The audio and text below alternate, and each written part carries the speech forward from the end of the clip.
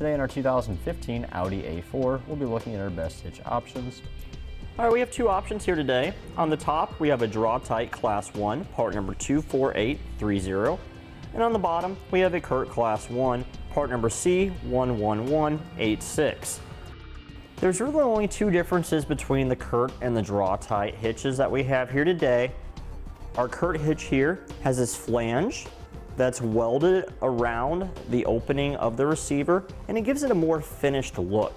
It's not just a square piece of metal that's cut off, as you can see on the Draw-Tite. Just a little bit of an accent that helps give it a little bit more of a classy look. Besides that, our Curt hitch here, if we're using it for a non-trailer application such as a bike rack or a cargo carrier, it does require the use of a stabilization strap to help support the load. The Draw-Tite hitch does not.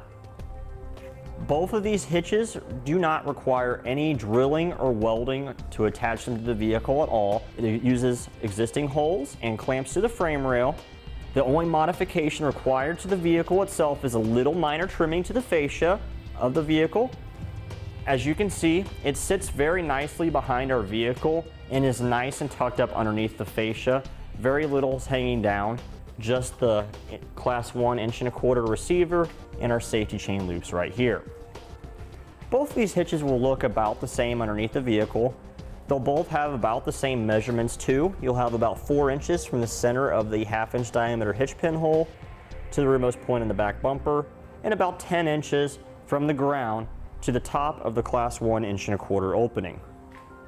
All right, both the hitches that we have here today are Class 1 hitches that have a 200-pound max tongue weight rating and a 2,000-pound max gross trailer weight rating. You'll want to consult with the owner's manual of your Audi A4 and see what the vehicle is rated to tow and go by whichever number is less. You don't want to exceed the limits of the vehicle or the hitch itself and cause damage to either one. Now, since our Audi A4 is more of a high-end vehicle, my personal preference is if I was going to be purchasing one of these hitches for it, I'd be going for the Curt, just because this collar right here has a more refined look and it looks really nice underneath the back of our vehicle.